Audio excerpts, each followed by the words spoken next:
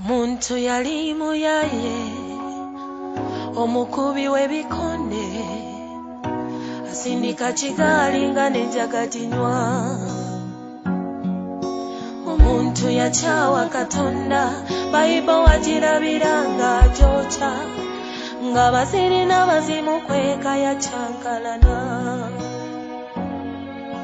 Obwenzi, obusungu n'enjaga nga bwe bulamu bwe.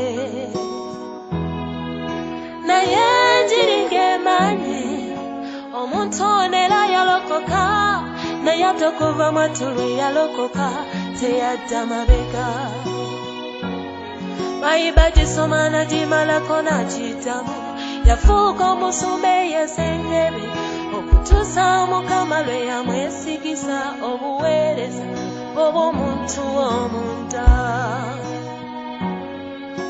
Asomesa emitima negiwona, abala n'ebibala ne mulaba, talwanira ntalo ze mu mubiri, abatamwagala nga yabaagala.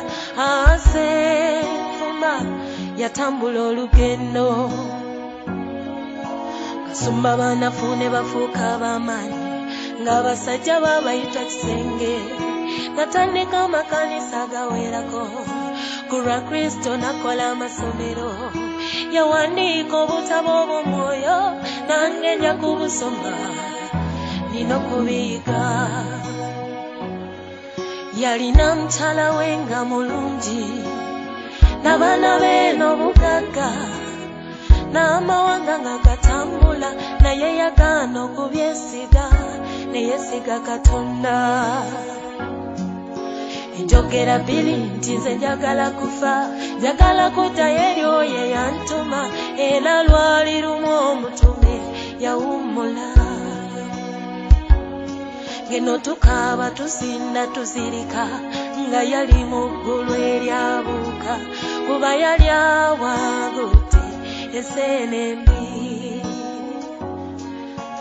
Senfuma yawummula.